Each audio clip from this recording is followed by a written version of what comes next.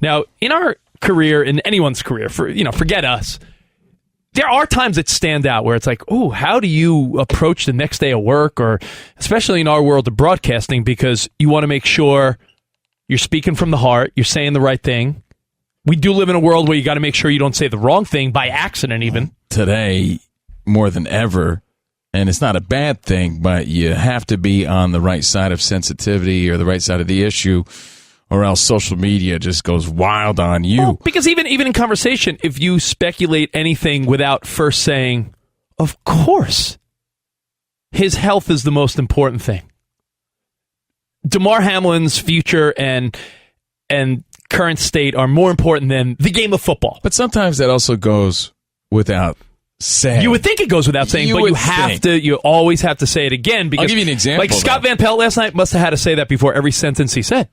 Well, yeah, because that's the main story and the main concern, the health of this young man.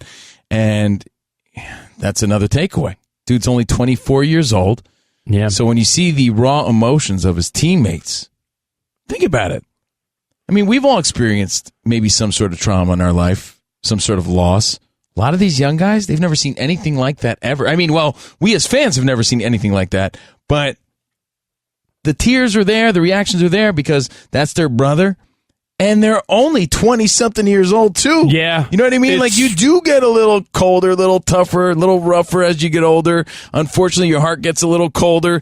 So you react in different ways as you grow, and you handle things differently. You know, you see the emotions there because, again, you're reminded that these are young men.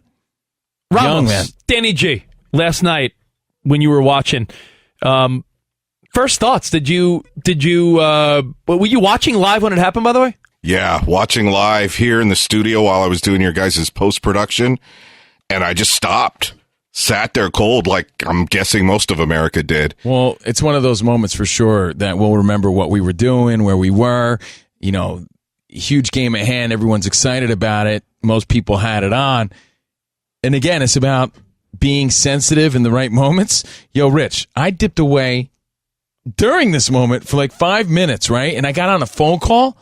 So now I'm in phone call zone, and then I'm sending text messages to all these other people. I'll be honest, Covino, I was like, what is wrong with this guy? Right. Covino sent 2 group texts, like almost to coworkers and random people that you did not know what happened yet. I hadn't gotten the info yet, and then I, saw my text message of people reacting to what had happened, and that seemed insensitive. Yeah, I don't think you should be on the air today. Danny G, he sent a mutual coworker. I was bickering about like other problems, and it puts things in perspective, right? Like whatever I was bickering about in my group text and in my phone call I was having seemed so irrelevant and insensitive. But again, I didn't know what had happened. That moment, I said to myself, Covino can't be watching right now because why would he be texting me about this nonsense when the world is glued to hoping this kid's okay? And then, of course, I saw what happened. I'm like, oh, man, I wish I could take that back. Not that it matters, but just to paint the picture for me. I was at the supermarket doing a little shopping, and I told my wife. What makes it better than any other market, to be honest? Yeah, what's so super about? What's so super about Ralph's? The grocery store. And I did that whole little thing where I called my wife and said, hey, babe, turn on the game, pause it.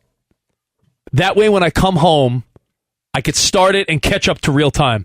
And then I forgot I even told her that, so I'm at the supermarket, and I'm like, oh, man, I didn't want to look at the score. I wanted to wait till I get home. Oh, delayed? Must be some type of maybe power outage or weather or something. Then I check back a few minutes later, I'm like, delayed?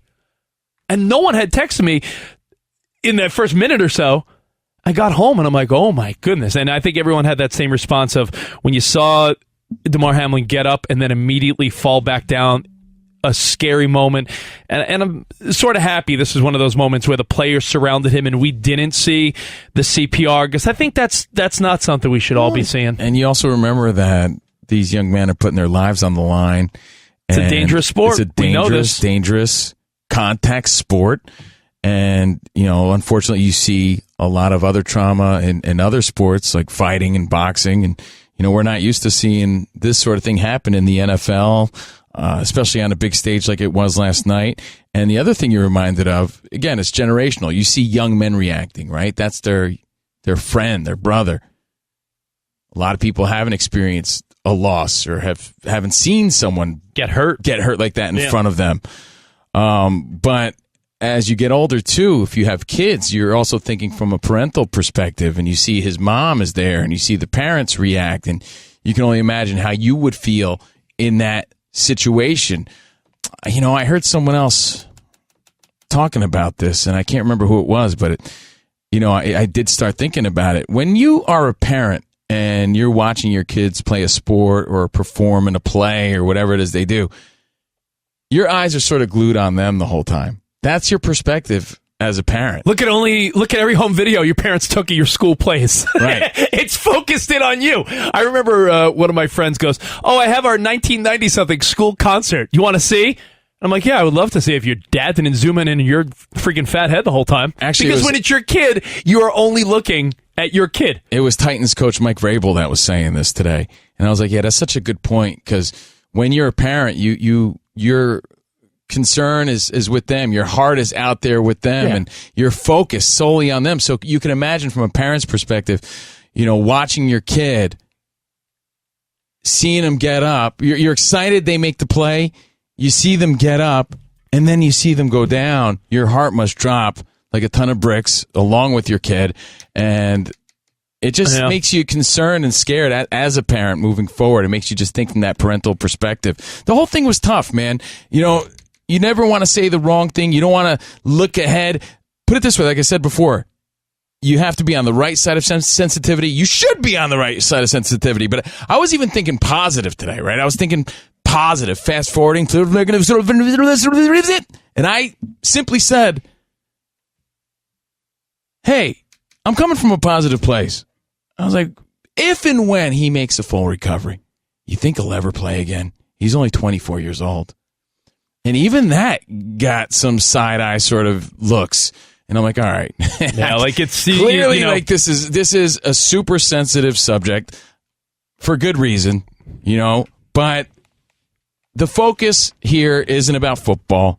I think everybody's made that clear. And it's I think about the recovery of Damar Hamlin, and just wishing him the best and hoping everything works out all right. I think that's a changing narrative for the good. You know how a lot of people say, they like the way things used to be.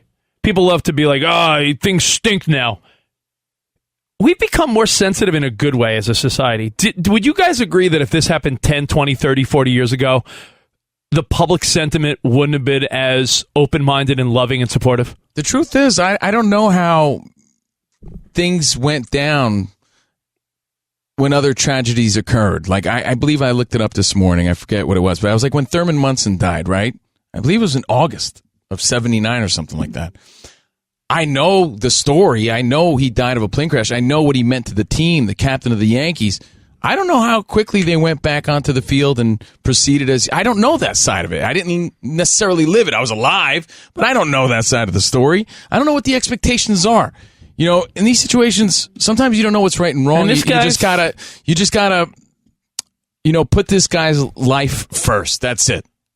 And he's fighting for his life. But do you agree with the sentiment that 10, 20, 30, 40 years ago, people wouldn't have been as good about it? I feel like we're in a place now where I was sort of happy to see the overwhelming sentiment of like, yeah, this kid's life's more important than football. I feel like 20 years ago it would have been like, yeah, keep playing, you wussies. Like, don't you feel like we've become better as a people in that regard? Once you saw the players' reactions to what was going on, you knew the game was over. Like, they can't play now. Are you kidding me? We're so used to seeing players get injured in sports, but of course, even with severe injuries, they'll get carted off and maybe a thumbs up.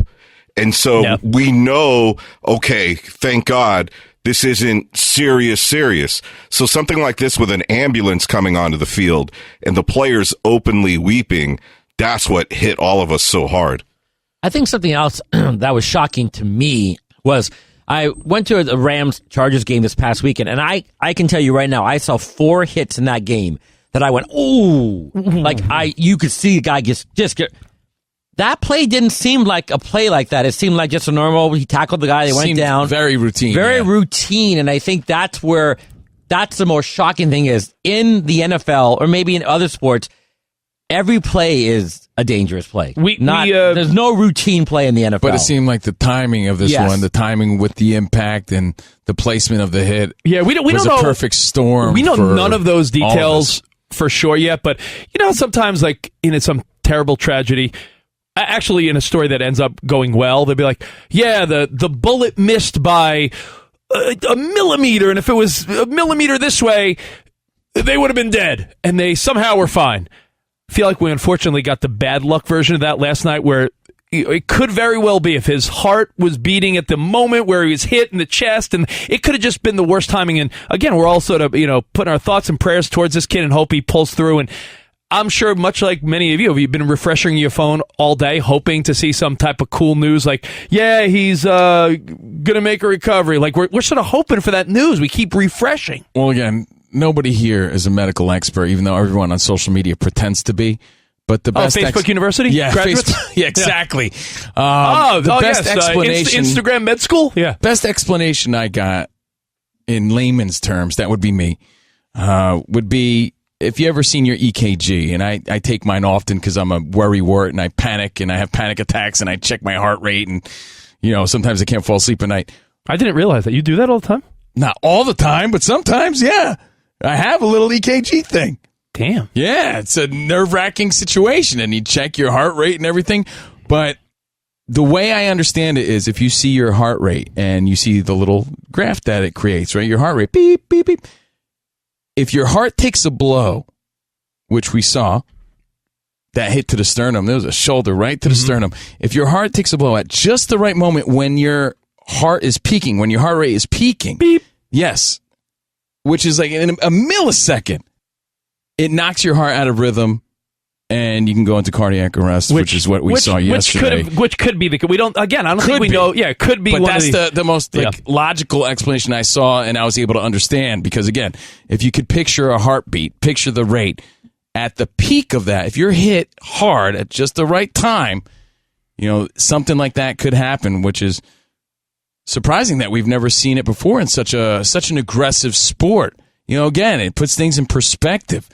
If anything, if there's a silver lining to this, is again, perspective too. Here I am bickering on the phone 1 second about my menial issues, right? And then this guy's fighting for his life. Puts things in major perspective. And it also reminds you that although we love it, this is just a game. Yeah, and they made that very clear. And I know Dan Beyer has some thoughts. I want to get to him in a second. But did you guys all agree that a lot of times it's very easy to hate on broadcasters, right? People love to, poop on Joe Buck and no Aikman and this guy stinks and this guy sucks. You couldn't ask for more out of that ESPN Monday Night Football team last night. I thought they were all great. I feel like Ryan Clark was, guy made me want to cry. And even Booger and, Lisa Salters coming to tears on the field at one point. Like, I think they did the best they possibly could have done. You got to realize you have no new information. A possible, tragedy has happened on the field. They don't know how to respond. Well, it's from the heart, and it's when your broadcasting chops and your sincerity really comes into play. Your broadcasting abilities and your sincerity and who you are as a person comes out. And I think they were all fantastic last night. In fact, you're also trying to navigate your thoughts. And truthfully, it sounds terrible, but you are also thinking about every word you say. Please don't accidentally say the wrong thing, right, Dan? Yeah, you can. You guys have tap danced. I'm sure maybe you're waiting for a guest to show up or whatever the case is. You're like, all right, we can do this. They had to do it for an hour. Yeah, with no information and in the most sensitive topics, in the sensitive time. Like it really. Yeah. No, you're absolutely right about that. It's one of those things where. You're right. Imagine, Covino, how many times on our show something as insignificant as spots like, hey, the guest is in the lobby, or, oh, you're going to have you. And we're like, all right, you guys need to stall for like 3 minutes. We're like, all right, cool. Well, you can always hit us up at Covino and Rich. Danny G, we're giving away those footballs, right? Hey, all right. At any minute now, we're going to be joined by. They did that regarding the most sensitive subject for over an hour with no new news. They go to commercials. They come back. Yeah, we got nothing. We just witnessed something awful. Got nothing. Awful and shocking for everybody. Everybody was tuned in. Damar Hamlin in critical condition. But another silver lining, Rich, because I do want to stay positive and I do want to try to have fun today, is, the guy was having a heck of a season, as most people know. But I don't think everybody knew about what he was doing charity-wise and the type of guy he was. And at least we got to learn a lot more about this young man and all the good that he was doing.